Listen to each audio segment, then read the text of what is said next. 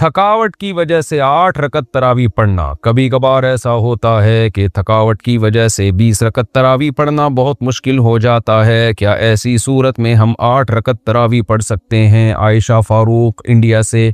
20 रकत तरावी सुन्नत मुअक्कदा है, और सुन्नत मुअक्कदा का हुक्म यह है कि बिला वजह उसको छोड़ना ये काबिल मलामत है। ऐसा शख्स अगर बहुत ज़्यादा थकावट है, बहुत कोई मसला है या तबीयत ख़राब है, तो फिर तरावी छोड़ी भी जा सकती है। बेहतर ये बिल्कुल ना छोड़ें, कुछ ना कुछ तो पढ़ लें।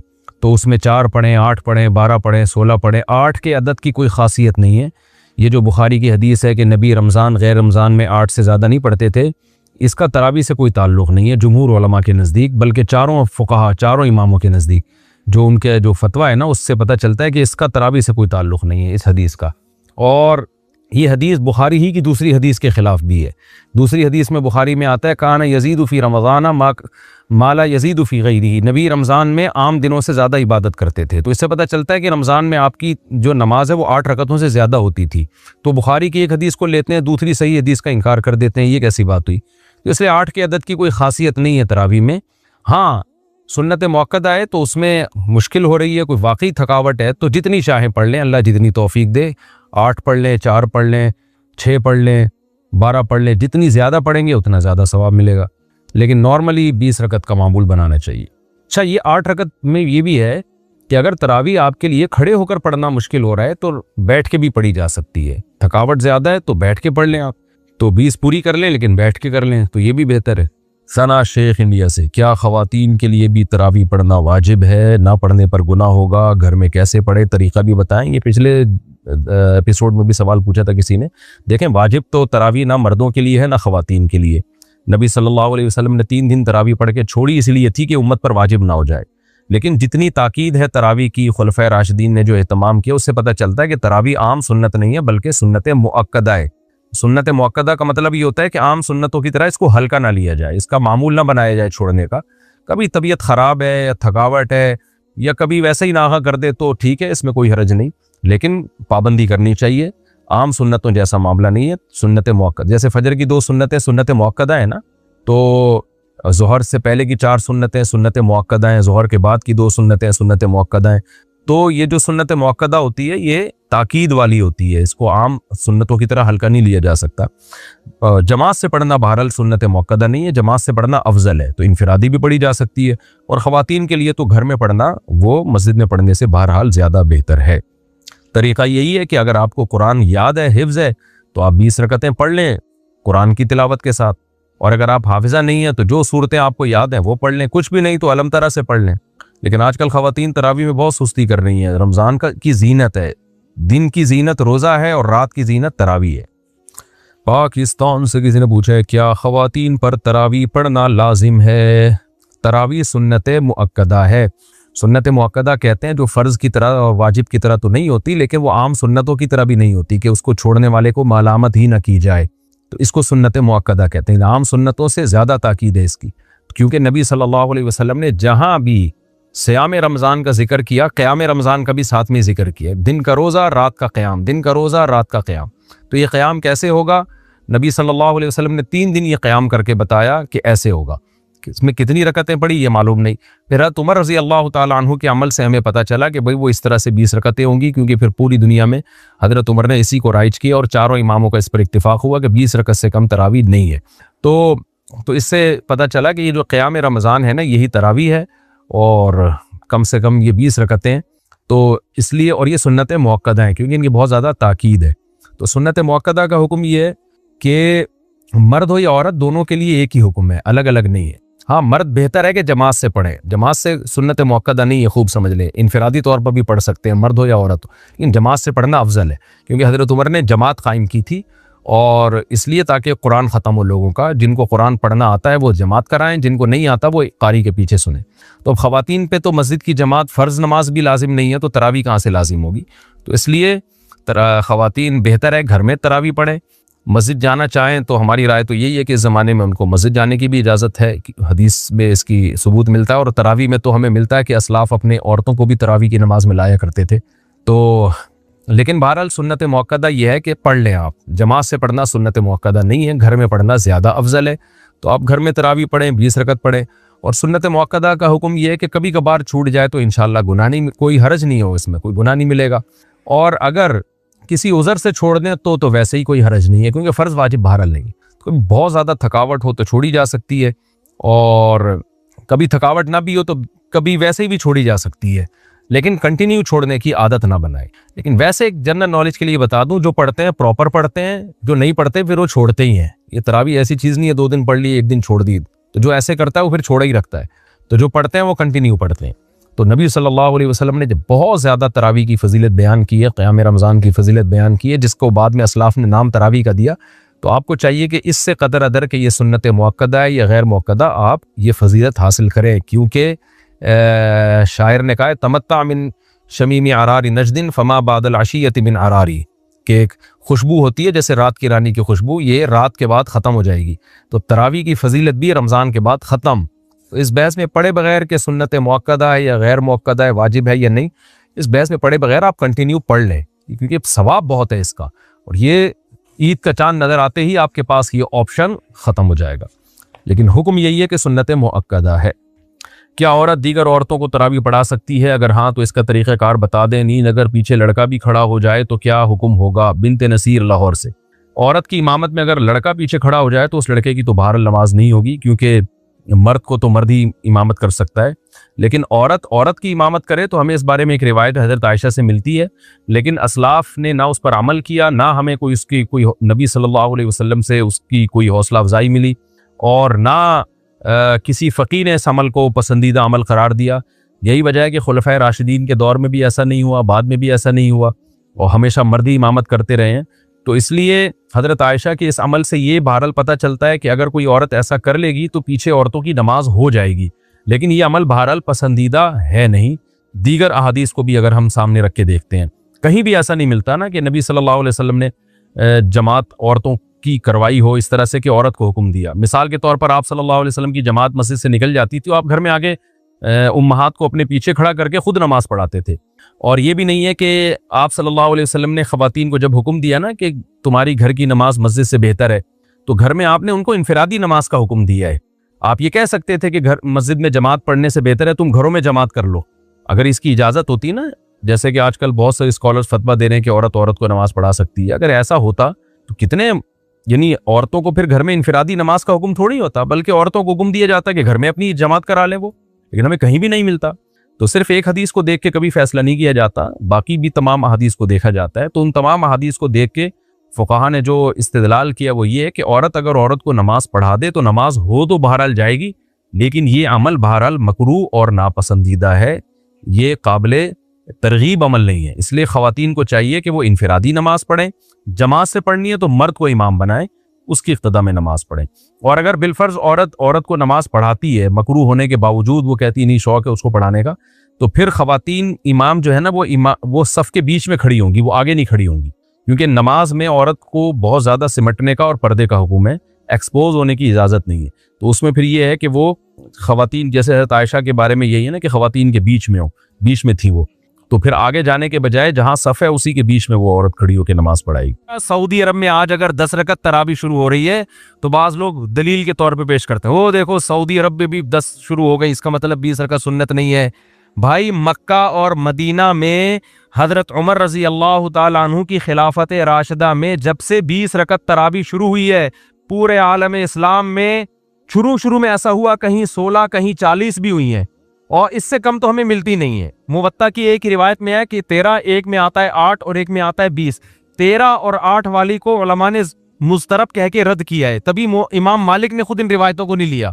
और वैसे भी हजरत उमर ने अगर 13 या 8 शुरू की होती तो पूरे आलम इस्लाम में उस वक्त कहीं तो 8 या 12 या 13 हो रही होती ना, कोई एक रिवायत तो मिलती, एक भी नहीं मिलती, कम से कम 16 की, फिर 16 से 20, ज्यादातर 20, फिर 20 से भी ज्यादा मिलती हैं। तो चारों अइम्मा किराम ने जब तहकीक किया आज से हजारों साल पहले, तो उनकी राय हजरत उमर के अमल की वजह से ये कायम हुई कि इसमें सुन्नत अमल कितना है, 20 रकत। उस वक्त से लेके मस्जिद नबवी और मस्जिद हराम में आज तक सन 2021 तक, आज तो 22 है ना, पिछले साल कोरोना था, उससे पहले सन 2020 तक कितनी रकतें तरावी हो रही हैं? 20 रकतें सुन्नत समझ के। आज अगर हरम में हमेशा के लिए भी 10 हो जाती हैं तो मेरे भाई इस्लाम वो है जो कदीम है, कुरान और सुन्नत की वो तशरीह जो पहले उलमा कर चुके हैं, पूरी उम्मत उस पर। आज की तशरीहात पर हमें एतमाद नहीं है। आज हुकूमतों के दबाव होते हैं, आज मफादात होते हैं, किसी पे हम इल्जाम नहीं लगा रहे। आज बाज दफा सोचने में गलती करता है इंसान, कुरान और हदीस का अपनी तरफ से मफहूम मुराद ले रहा होता है। हमारे अहले हदीस भाई आम तौर पर सही बुखारी की हदीस पेश करते हैं कि नबी सल्लल्लाहु अलैहि वसल्लम रमजान गैर रमजान में 8 रकअत से ज्यादा नहीं पढ़ते थे। इसके तो बहुत आसान जवाब है। इस हदीस से तरावी पर इस्तेदलाल करना तो इतना गलत है, इतना गलत है, मैं हैरान होता हूं। भाई नबी अगर 8 रकअत पढ़ते थे तो क्या जमात से पढ़ते थे? आप जमात से क्यों पढ़ते हैं? नबी तो आखिरी वक्त में पढ़ते थे, आप इशा के बाद क्यों पढ़ते हैं? दूसरी बात ये, बुखारी ही में दूसरी हदीस भी तो है कि नबी सल्लल्लाहु अलैहि वसल्लम यजीदु फी रमज़ान मा ला यजीदु फी गैरिही, रमजान में जो रात की इबादत खास तौर पर उसकी तादाद मिकदार वो रमजान के अलावा की तादाद से ज्यादा। बुखारी ही की दूसरी हदीस इस हदीस के क्या है? अगेंस्ट है। तो इसको क्यों लेते हो, उसको क्यों नहीं लेते? दोनों हदीसें सही बुखारी की हैं। इसी वजह से उलमा ने कहा है कि हजरत आयशा की जो हदीस है ना कि नबी रमजान और गैर रमजान में 8 से ज्यादा नहीं पढ़ते, ये मुस्तरब है, क्योंकि दूसरी हदीस बिल्कुल इसके अगेंस्ट है। जब दो हदीसें बिल्कुल एक जैसी सनद की हों और एक दूसरे की अगेंस्ट हों तो उनमें किसी से भी आप इस्तेदलाल नहीं कर सकते। इसकी मिसाल ऐसे है जैसे बुखारी में है कि हजरत सुलेमान अलैहिस्सलाम ने एक रात में अपनी 60 बीवियों से हमबिस्तरी की। दूसरी में आता है 100 बीवियों से की। 60 और 100 के अदद एक दूसरे के बिल्कुल क्या है? अपोजिट। अब आप एक अदद के बारे में भी यकीन से नहीं कह सकते क्योंकि इसमें दोनों एक दूसरे के बिल्कुल खिलाफ हैं। हम ये कहेंगे बहुत कसरत से अज़वाज थी, सही तादाद हमें मालूम नहीं है, या हम कुछ और तावील करेंगे। हफीज़ कुल्लु मा लम यहफ़ज़हुल आखर के एक ने 100 का आदत कहा, उनको था कि 100, एक ने कहा कि 60 का तो मुझे याद है, उससे ऊपर का याद नहीं है। लेकिन तरजीह इसमें जो ज्यादा बयान कर रहा है ना उसको दी जाएगी, इसलिए कि जो कम बयान कर रहा है वो ये सोच के बयान कर रहा है कि इससे ज्यादा का मुझे इल्म नहीं है। तो यहां हजरत आयशा जो 8 रकत वाली हदीस बयान करती हैं और फिर नबी से ही मनकूल है बुखारी में ही कि रमजान में तादाद मिकदार ज्यादा होती थी, इससे पता चलता है ये 8 से ज्यादा। ये तो अगर हम बुखारी की इस हदीस को तरावी पे फिट कर लें तो मैं बयान कर रहा हूं, तो भी 8 रकतें साबित नहीं होती, बल्कि बुखारी ही में इसके अगेंस्ट दूसरी हदीस मौजूद है। लेकिन हकीकत यह है कि इसका तरावी की नमाज से कोई ताल्लुक नहीं है, कोई ताल्लुक नहीं है इसका तरावी की नमाज। तरावी की नमाज का जिस हदीस से ताल्लुक है ना वो बुखारी की हदीस है जिसमें हजरत आयशा फरमाती है नबी सल्लल्लाहु अलैहि वसल्लम मस्जिद नबी में निकले और आपने 3 दिन नमाज पढ़ाई, बहुत बड़ी तादाद थी। उसके बारे में वो कितनी रकतें थीं उसके बारे में हमारे पास कोई सही हदीस वाज़े मौजूद नहीं है। एक ज़ईफ हदीस है कि 20 रकतें थीं। उलमा ने कहा कि ज़ईफ हदीस अगर किसी सही दूसरी रिवायत से उसकी तायीद हो जाए या तामुल उम्मत से उसकी तायीद हो जाए तो फिर उसमें ज़ोफ खत्म हो जाता है। तो ज़ईफ होने के बावजूद हजरत उमर और असलाफ का जो अमल था जो आलम इस्लाम में फैल चुका था, क्योंकि हजरत उमर रजी अल्लाह तआला अन्हु ने जब तरावी शुरू की है ना तो अइम्मा कराम ये कहा करते थे कि मा रअयतु उमर मुब्तदिअन, हम हजरत उमर को बिदती नहीं समझते। हजरत उमर ने एक काम किया तो ये हो नहीं सकता कि नबी से उसकी असल न मिले, ये हो नहीं सकता कि नबी से उसकी तो चूंकि हजरत उमर से 20 रकतें जो सही सनद है, अगरचे वो हदीस मुरसल है, हमारे अहले हदीस भाई एतराज करते हैं कि जो हजरत उमर से 20 रकतें बयान कर रहा है उसने हजरत उमर का जमाना नहीं पाया, लिहाजा ये हदीस मुनक़ते, दरमियान में रावी क्या है? शार्ट है। इसका उलमा ने जवाब दिया है, मुज्तहिदीन ने वो जवाब ये दिया है कि ये जो तादाद रकात है ना, ये जब पूरे आलम इस्लाम में जब ये फैली हैं तो ये चीज ऐसी नहीं है जो मशहूर ना हो। तो जो चीजें मशहूर होती हैं, जो खुले आम सब उसको सुबह शाम देख रहे होते हैं, वो चीजें बयान करने में सनद की मोहताज नहीं होती। और ये किसी देवबंदी का कौल नहीं है, ये सऊदी अरब के अरब आलिम ही के कौल में आपके सामने पेश कर रहा हूँ। सऊदी अरब में आज से चंद साल पहले 20 रकतों को खत्म करने की जब कोशिश की तो मदीना यूनिवर्सिटी के जो चांसलर थे अतिया सालिम, उन्होंने किताब लिखी कि 1000 साल से ज्यादा सऊदी मक्का मदीना में 20 रकत तरावी हो रही है। उसका उन्होंने इसमें जवाब दिया है कि ये जो हजरत उमर से 20 रकतें मनकूल है ना, हदीस मुरसल कहते हैं रावी अपने से ऊपर के रावी का नाम हज़फ कर दे, तो उन्होंने कहा इसके मुरसल होने से हदीस ज़ईफ नहीं होगी, क्योंकि ये चीजें शोहरत की बिना पर बयान की जाती है। तरावी कोई बंद कमरे में छुप के थोड़ी हो रही थी, सारी दुनिया देख रही थी कितनी रकतें हो रही हैं। तभी मुहद्दिसीन ने, उलमा ने, फुकाहा ने जो फतवा दिया ना 20 रकतों का, तो उनमें से किसी ने भी ये नहीं कहा कि हमारे पास सही सनद से ये बात पहुंची। उन्होंने कहा शोहरत है इसकी। इमाम शाफी से पूछा, इमाम शाफी से, कि आपके पास तरावी के सुन्नत होने की क्या दलील है? उन्होंने कहा सारे मक्का वाले 20 रकतें पढ़ रहे हैं। तो ये जो तवातुर सीना बसीना चला आ रहा है ना हजरत उमर के दौर से, यानी हरम में 20 रकतें होती चली आ रही हैं, तो इमाम शाफी ने इस अमल से इस्तेदलाल किया। हालांकि इमाम शाफी का जमाना तो बहुत कदीम है। इमाम बुखारी के उस्ताद थे इमाम अहमद के उस्ताद हैं इमाम शाफी, इमाम शाफी के उस्ताद हैं इमाम मोहम्मद और इमाम मालिक, और इमाम मालिक से ऊपर का दर्जा ताबीईन का शुरू हो जाता है। दूसरी सदी हिजरी की बात कर रहा हूं मैं आपके सामने। इस्लाम आए हुए दुनिया में 100 साल हुए हैं। 100 साल के बाद इमाम शाफी क्या कह रहे हैं? हम मक्का में लोगों को कितनी पढ़ते हुए पा रहे हैं? 20 रकतें।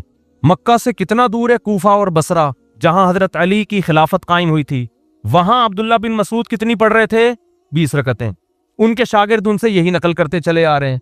तो इतनी बड़ी तादाद जब एक चीज पर जमा हो गई, और फिर अल्लामा शामी ने आज से 150-200 साल पहले लिखे, पूरी रूए जमीन पर कहीं भी 20 रकत से कम एक रकत भी नहीं हो रही। तो क्या अल्लामा शामी के दौर में उम्मत गुमराही पे जमा हो गई थी? हालांकि सही हदीस में है कि मेरी उम्मत गुमराही पे कभी जमा नहीं हो सकती। तो हम आपसे मुतालबा करते हैं कि अगर आप सही बुखारी की उस 8 रकत वाली हदीस को कहते हो ना कि वो असल है, तो पहला सवाल यह है कि वो इनफरादी पढ़ी गई है। आप जमात से क्यों पढ़ते हो? आप रकतें नबी से ले रहे हो, जमात किससे ले रहे हो? हजरत उमर से। ये गलत है। नंबर 2, वो रात के आखिरी हिस्से में पढ़ी गई हैं। आप कब पढ़ रहे हो? इशा के फौरन बाद पढ़ रहे हो। बाज लोग यहाँ ये भी कहते हैं कि नफिल नमाज है, इसमें कोई अदद मुतय्यन नहीं है, जितनी चाहे पढ़ लो। खूब समझ लें, नफल नमाज में जमात लोगों को इकट्ठा करके पढ़ना ये जायज नहीं है, जब तक आपके पास इसका सबूत नबी सल्लल्लाहु अलैहि वसल्लम से सराहतन या दलालतन ना हो। सराहतन का मतलब नबी से सनद हो, दलालन का मतलब सहाबा ने किया हो, सहाबा का अमल ये बता रहा हो कि नबी ने किया होगा। बाज चीजें सराहतन होती है, बाज कैसे होती हैं? दलालतन। दलालतन का मतलब ये होता है कि जैसे हमने अपनी आंखों से तो नहीं देखा, सूरज की रोशनी देखकर यकीन हो रहा है कि सूरज निकला हुआ है, तो सहाबा का अमल देखकर यकीन हो गया कि यकीनन नबी ने ये अमल किया है। इसको कहते हैं दलालतन। तो नबी सल्लल्लाहु अलैहि वसल्लम, हाँ, लोग ये कहते हैं कि भाई कोई अदद मुतय्यन नहीं है, जितनी चाहे पढ़ लो, और हम 8 इसलिए पढ़ते हैं कि लोगों ने 20 ही को सुन्नत करार दे दी है, तो जितनी चाहे पढ़ लो। खूब समझ लें, इबादत तौकीफी होती है, इनमें अपनी राय का दखल नहीं। तौकीफ का मतलब यह है कि जिन कैफियत के साथ जिस तरह मनकूल है, उसमें आप अपनी तरफ से काट छांट नहीं कर सकते। मैंने एक दफा ये बयान किया था कि नफिल नमाज इस तरह लोगों को मस्जिद में जमा करना जमात के साथ ये जायज नहीं है। तो जितनी रकतों की का सबूत होगा उतनी जायज होंगी, उससे ज्यादा की इजाजत नहीं होगी, ना उससे कम की हमें इजाजत। कम की इजाजत का मतलब उससे कम को सुन्नत करार देना। सुन्नत समझ के कोई छोड़ देता है एक अलग बात है, पूरे रमजान ही नहीं पढ़ता, लेकिन उस अदद में तब्दीली नहीं कर सकता वो। तो लोगों ने ना इस पे कमेंट्स में बड़ा मजाक उड़ाया कि लो भाई नया फतवा आ गया। तो मैं उन लोगों से पूछता हूं, अगर ये जायज है तो ईद की रात भी कर लो ना ये काम। भाई अगर ये तहज्जुद है और जमात के साथ जायज है तो आप ईद की रात कर लिया करो, फिर अगले दिन भी कर लिया करो। ये क्या बात है कि चांद नजर आया, जितनी रकतें तरावी की थी वहीं छोड़कर मार्केट से क्या हो गए? शार्ट हो गए। क्यों? अब इसको जमात से पढ़ना, इस नफिल नमाज को इस तरीके से, ये अमल क्या बन जाएगा? बिदअत। तो इसके लिए सबूत चाहिए, जितनी रकतों का सबूत होगा उतनी ही सुन्नत होंगी, उससे कम कोई सुस्ती की वजह से ना पढ़े एक अलग बात है। जैसे जोहर से पहले 4 सुन्नतें सुन्नत हैं, उसमें 2 को सुन्नत नहीं कह सकते। हाँ, कोई सुस्ती की वजह से पूरी 4 छोड़ दे या 2 पढ़ ले, वो उसका अपना मसला है। तो तरावी कोई 10 पढ़ ले, कोई 8 पढ़ ले, कोई 4 पढ़ ले, कोई 16 पढ़ ले, ये उसका अपनी टेंशन है। सुन्नत अदद वो 4 को या 8 को या 12 को या 16 को नहीं कह सकता। सुन्नत अदद इतनी को कहेगा जितनी खुलफाए राशिदीन से मनकूल है। समझते हो कि नहीं समझते? और अगर किसी ने उसमें कमी की है तो उनकी जाती राय है। हम उन अइम्मा की राय को और हजरत उमर की राय और उस्मान और अली की राय को तरजीह देते हैं बाकी मुज्तहिदीन की राय पर। समझते हो कि नहीं समझते? तो और एक अहम तरीन बात मैंने ये भी बयान में कहा था, ये जो मसलक परस्त लोग होते हैं ना, मसलक परस्त, ये क्या करते हैं? ये खुद बहुत शख्सियत परस्त होते हैं। इनके खिलाफ कोई भी दलील जारी होगी ना, एक तो गुस्से से इनके मुंह से झाग निकलना शुरू हो जाता है। कभी तसल्ली से जवाब देना, जो सवाल पूछा जाए बात को क्या कर देते हैं? घुमा देते हैं। हम अगर मसलक परस्त होते तो मैं तरावी में आपको देवबंदी बनने की दावत दे रहा होता। मैं तरावी के मसले में आपको कह रहा होता जो उर्दू बोलने वाले उलमा उनको फॉलो करो। मैं कह रहा हूँ खुलफाए राशिदीन को, इमाम अबू हनीफा को, इमाम शाफी को, इमाम मालिक को, इमाम अहमद बिन हम्बल को फॉलो करो। 1400 साल से हरमैन में जो होता आ रहा है उसको फॉलो करो। लेकिन मेरे इस बयान को क्या कहेंगे? देवबंदियत का प्रचार कर रहा है ना। और आप पूरी उम्मत को उठा के एक तरफ फेंक दो। आपके बाबे ने जो दलाइल दे दिए उस पे को पत्थर, यानी जैसे पत्थर पे लकीर तब्दील नहीं होती ना, ऐसे आप उसके बारे में लचक न दिखाओ। आपके बाबों ने दलील ले दी कि मुवत्ता इमाम मालिक में 8 रकत की हदीस बिल्कुल सही है, कोई ज़ईफ साबित नहीं कर सकता। हम जब उसको साबित करने के लिए, हवाले देने के लिए आपके घर पे आ रहे हैं, आप वो हवाले सुनने के लिए तैयार नहीं है। और हमने वो हवाले वीडियो ऑडियो बयान में रिकॉर्ड करवा भी दिए हैं। मेरा तरावी के मसले पर ऑडियो बयान है, उसमें पूरे हवालों के साथ मैंने हदीसें पढ़ पढ़ के पेश की हैं। 8 रकत तरावी जो मुवत्ता इमाम मालिक की हदीस है उसको किन किन मुहद्दिसीन ने ज़ईफ करार दिया और किन किन ने कहा कि इससे इस्तिदलाल दुरुस्त नहीं है, ये सारे हवाले मैंने पेश कर दिए हैं। फिर भी बाज लोग ये दावा करते हैं कि उसको कोई भी ज़ईफ नहीं कहता। तो फेंकने पर गवर्नमेंट की तरफ से कोई पाबंदी नहीं है। और मैंने ये भी कहा था अगर वो सही होती तो इमाम मालिक अपनी मुवत्ता पर खुद तो फतवा देते ना। वो खुद तो 20 रकतों से भी ज्यादा के कायल हैं। कोई जवाब नहीं है इन लोगों के पास किसी चीज का। तो मसलक परस्ती की वहां अब मैं एक अहम दलील आपको दे रहा हूं। इस नमाज ये सलातुल लैल है, इसमें दो राय नहीं हो सकती। लेकिन यहां भी बाज लोगों ने कंफ्यूजन पैदा की है। बाज लोगों ने कहा चूंकि ये सलातुल लैल है लिहाजा ये तहज्जुद है। लिहाजा ये क्या है? एक साहब ने ये भी दलील दी है, मशहूर बुजुर्ग हैं, उन्होंने दलील ये दी है कि ये नाम भी बिदअत है, लोगों ने खुद बाद में रखा है इसका नाम तरावी। नबी से तो हमें सलातुल लैल मिलती है, इसके अलावा कोई नमाज नहीं मिलती। और दलील दी है इमाम बुखारी ने सलातुल लैल का बाब बांधा है और उसके तहत तरावी का भी तस्करा किया और तहज्जुद का भी और वितर का भी। लिहाजा ये सब क्या है? एक ही नमाज है। ये ऐसे है जैसे मैं कहूँ मेडिकल साइंस की किताबों में एक बाब बांधा हुआ है जानदार और गैर जानदार के उन्वान के तहत इंसान का भी तस्करा है, गधे का भी है, कुत्ते बिल्ली का भी है। लिहाजा ये सारे एक ही हैं। नहीं आई बात समझ? अरे भाई ये जानदार होने में एक हैं, उसके अलावा ये एक नहीं है। तो इमाम बुखारी सलातुल लैल का बाब बांध के जो नमाजों का तस्करा कर रहे हैं, इसका मतलब ये नहीं कि सारी नमाजें एक हैं। तभी तो उनको अलग अलग नाम दिया गया है। वितर को अलग नाम दिया है, तहज्जुद को अलग नाम दिया है, तरावी को अलग नाम अगरचे बाद में दिया गया है, मगर दिया इसलिए गया है कि इसकी कैफियत और इसके पढ़ने का तरीका आम तहज्जुद से जुदा है, आम तहज्जुद से जुदा है। इसलिए असलाफ ने ही इसको तरावी का नाम दिया। ये उलमाए देवबंद ने नाम नहीं दिया, ये हदीस की किताबों में नाम मौजूद है। आप कह सकते हैं जब नबी ने नाम नहीं दिया तो हम नाम क्यों दें इसको अलग से? हम इसलिए नाम देंगे कि असलाफ ने जब हमारी आसानी के लिए एक नाम दे दिया तो हमें भी उसमें आसानी है। तो गवर्नमेंट ने नाम देने पर कोई पाबंदी नहीं लगाई ना अल्लाह ने। और बहुत सारी हमें मिसालें मिलती हैं कि नबी ने नाम नहीं दिया मगर बाद में फुकहा ने नाम दिया और हमने भी उसको नाम दे दिया। फजर से पहले की 2 सुन्नतें, उसको सुन्नत मुअक्कदा कहा जाता है कि नहीं कहा जाता? कोई हदीस दिखा दो कि नबी ने उसको 2 सुन्नत मुअक्कदा कहा हो। बल्कि नबी की जो हदीसों में मिलता है रकअतल फजरी, फजर की 2 रकतें। अब कोई आपसे पूछे मैं आप क्या कर रहे हो? मैं फजर की 2 रकतें पढ़ रहा हूँ, तो अगला समझेगा फर्ज पढ़ रहा है शायद। आपके नहीं मैं क्या कर रहा हूँ? सुन्नत। आपको वो नाम दो जो हदीस में है, इसको फजर की 2 रकतें बोलो, सुन्नतें ना बोलो। भाई कंफ्यूजन हो रही है कि 2 रकत से फर्ज मुराद है या सुन्नत, तो हमने उसको अलग। ये सुन्नत का लफ्ज भी हदीस में नहीं है। हदीस में जो सुन्नत का लफ्ज है वो किसी और माना में है। हदीस में तो सुन्नत तरीके को बोलते हैं, वो फर्ज भी हो सकता है, वाजिब भी हो सकता है। ये तो बाद में उम्मत ने फर्क किया, ये सुन्नत है और ये क्या है? फर्ज है। नफिल का जो हमने नाम दिया नफिल, ये तो सब असलाफ ने नाम दिया है। नबी के दौर में हमें ये इस्तिलाहात नहीं मिलती, फर्ज, सुन्नत, नफिल। कुरान कह रहा है वो मिनल लैली फतहज्जद बिही नाफिलतन लक, रात में आप तहज्जुद पढ़ें आपके लिए नफिल है। तो यहाँ नफिल से मुराद वो नफिल नहीं है, नाफिल में इजाफी चीज है। इसी आयत से उलमा ने इस्तिदलाल किया है कि तहज्जुद नबी पे फर्ज है, हालांकि कुरान क्या कह रहा है? नफिल है। तो यहाँ नफिल वो वाला नफिल नहीं है जिसको हम नफिल कहते हैं। तो बहुत सारी टर्म्स ऐसी हैं जो बाद में फुकहा ने ईजाद की हैं और उनको अहले हदीस भी मानते हैं, सारे मानते हैं उन टर्म्स को, इसलिए कि उन टर्म्स की वजह से एक इबादत को दूसरी इबादत से फर्क करना क्या हो गया है? आसान हो गया। तो खूब समझ लो, जब असलाफ ने देखा कि ये वो नमाज है जो सिर्फ रमज़ान में पढ़ी जाती है, एक इमाम के पीछे पढ़ी जाती है, इसकी मखसूस रकतें हैं, उन तादाद में पढ़ी जाती है, चांद नजर आते ही ये नमाज पूरे साल के लिए गायब हो जाती है, तो इसलिए असलाफ ने इसको नाम क्या दे दिया? तरावी का। तो ये ना मैंने दिया, ना उलमा देवबंद ने दिया, ना अहमद रजा खान बरेलवी साहब ने दिया, ना किसी और ने दिया, नहीं इलियास कादरी साहब ने दिया, ना किसी और ने। ये किसने नाम दिया है? असलाफ ने। और आज से नहीं, सदियों पहले। तभी बैहकी की रिवायत मैंने अपनी उस ऑडियो बयान में ना पूरे पूरे हवाले पेश किए हैं, उसमें मैंने वो रिवायत भी पढ़ी है कि असलाफ ने इसको नाम दिया था तरावी का। अब आखिरी बात करके बस मैं मौजू की तरफ आता हूं। तरावीह का नाम दिया इसको।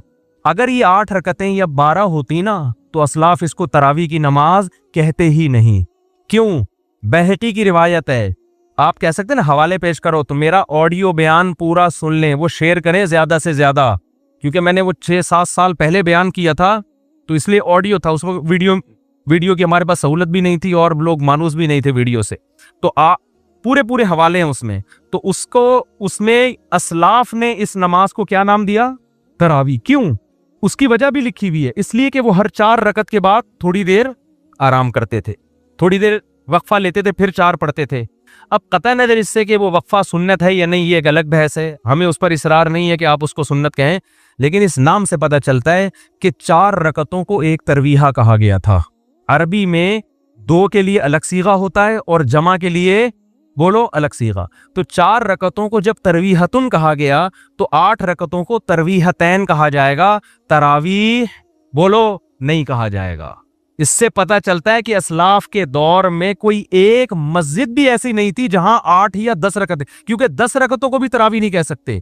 कोई एक मस्जिद भी रूए जमीन पे ऐसी नहीं थी, वरना वो इसको ये नाम ना देते। तो तरावी ये जमाए अक्सा है। जमा अक्सा का मतलब इसमें 4-4 रकतें मुताद्दिद बार आई हैं, तभी उसको तरावी कह रहे हैं। देखो, मस्जिद 1 मस्जिद, मस्जिदैन 2 मस्जिद, मसाजिद बहुत सारी मस्जिदें। अब समझे मसाजिद। तो इसी तरह तरवीहा 4 रकतें, तरवीहतैन 4-4 2 दफा 8 हो गई। तरावी का मतलब 4 का अदद मुताद्दिद बार आ रहा है।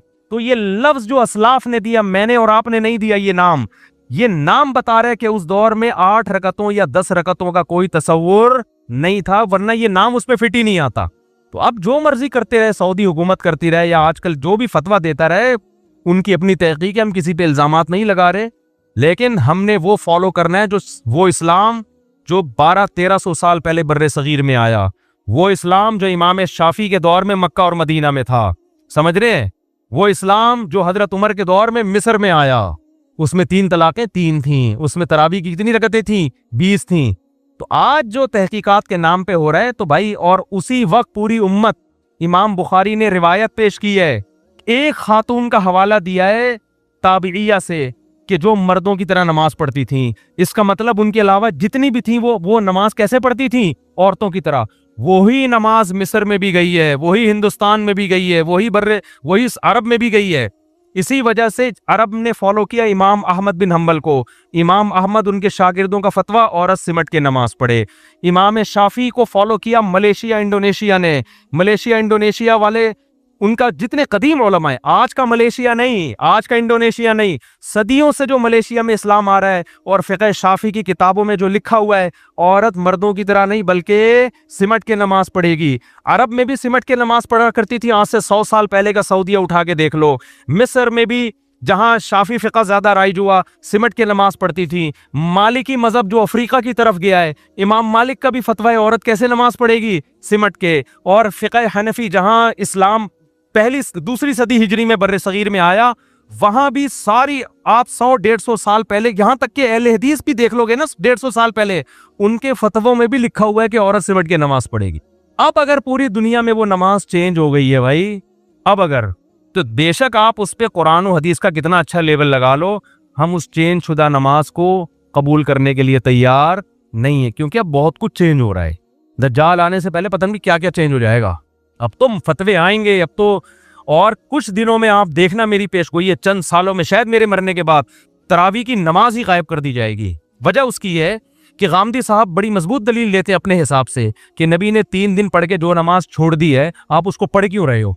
आई बात समझ में? जो नमाज नबी ने 3 दिन पढ़ के छोड़ दी, आप उसको पढ़ क्यों रहे हो? तो हम क्यों पढ़ रहे हैं भाई? हजरत उमर ने पढ़ाई है वो, तो हजरत उमर बिदअती बोलो नहीं हो सकते। तो दीन में कुरान और सुन्नत के साथ सहाबा और असलाफ को मर्ज करना पड़ेगा।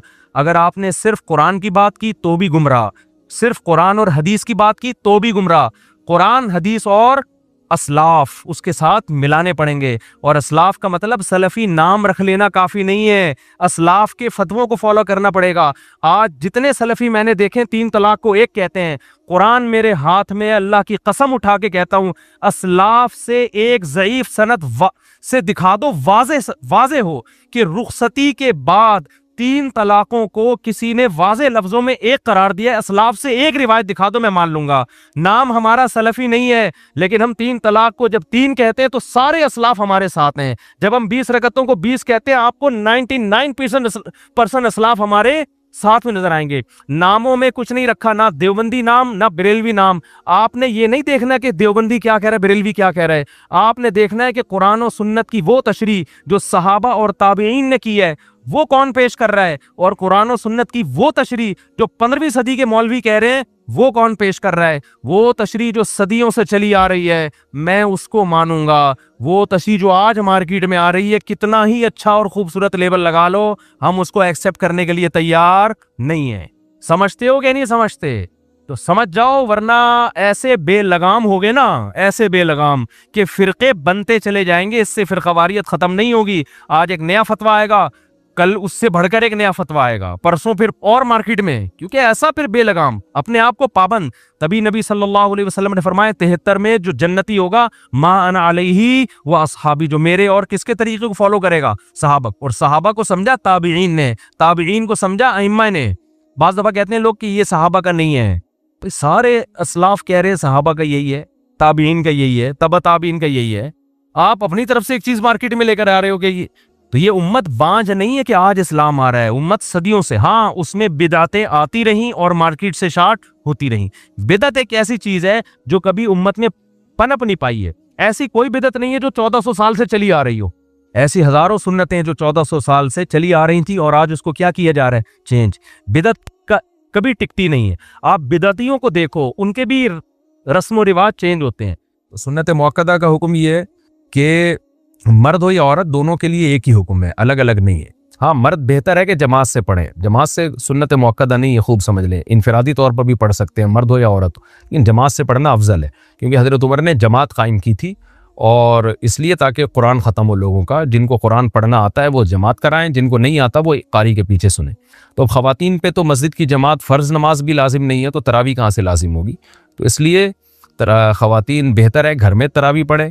मस्जिद जाना चाहें तो हमारी राय तो यही है कि इस ज़माने में उनको मस्जिद जाने की भी इजाज़त है, हदीस में इसकी सबूत मिलता है। और तरावी में तो हमें मिलता है कि असलाफ़ अपने औरतों को भी तरावी की नमाज़ में लाया करते थे। तो लेकिन बहरहाल सुन्नत मुअक्कदा ये है कि पढ़ लें आप। जमात से पढ़ना सुन्नत मुअक्कदा नहीं है, घर में पढ़ना ज़्यादा अफजल है। तो आप घर में तरावी पढ़ें, 20 रकत पढ़ें। और सुन्नत मुअक्कदा का हुक्म ये है कि कभी कभार छूट जाए तो इंशाअल्लाह गुनाह नहीं, कोई हरज नहीं हो, इसमें कोई गुनाह नहीं मिलेगा। और अगर किसी उज़र से छोड़ दें तो वैसे ही कोई हरज नहीं है, क्योंकि फ़र्ज़ वाजिब बहरहाल नहीं। तो बहुत ज़्यादा थकावट हो तो छोड़ी जा सकती है, और कभी थकावट ना भी हो तो कभी वैसे ही भी छोड़ी जा सकती है, लेकिन कंटिन्यू छोड़ने की आदत ना बनाए। लेकिन वैसे एक जनरल नॉलेज के लिए बता दूं, जो पढ़ते हैं प्रॉपर पढ़ते हैं, जो नहीं पढ़ते फिर वो छोड़ते ही हैं। ये तरावी ऐसी चीज़ नहीं है 2 दिन पढ़ ली 1 दिन छोड़ दी। तो जो ऐसे करता है वो फिर छोड़ा ही रखता है। तो जो पढ़ते हैं वो कंटिन्यू पढ़ते हैं।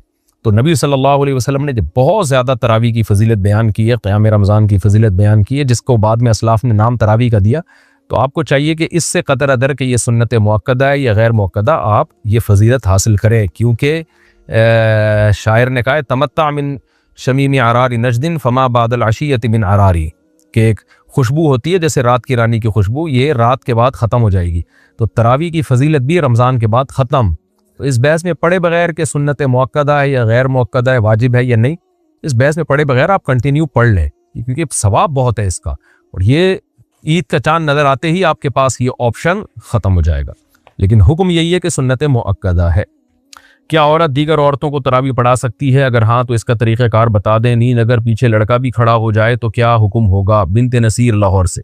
औरत की इमामत में अगर लड़का पीछे खड़ा हो जाए तो उस लड़के की तो बहरहाल नमाज नहीं होगी, क्योंकि मर्द को तो मर्द ही इमामत कर सकता है।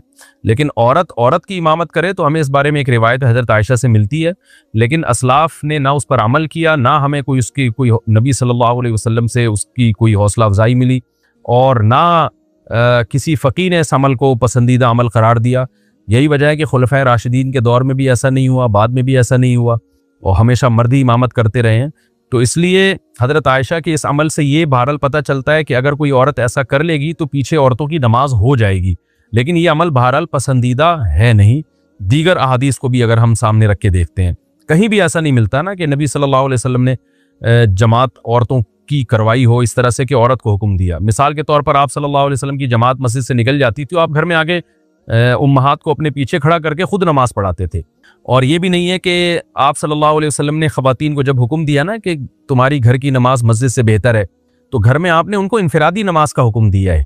आप ये कह सकते थे कि घर मस्जिद में जमात पढ़ने से बेहतर है तुम घरों में जमात कर लो, अगर इसकी इजाज़त होती ना, जैसे कि आजकल बहुत से स्कॉलर्स फतवा दे रहे हैं कि औरत औरत को नमाज पढ़ा सकती है। अगर ऐसा होता तो कितने, यानी औरतों को फिर घर में इनफरादी नमाज का हुक्म थोड़ी होता, बल्कि औरतों को हुक्म दिया जाता कि घर में अपनी जमात करा लें वो, लेकिन हमें कहीं भी नहीं मिलता।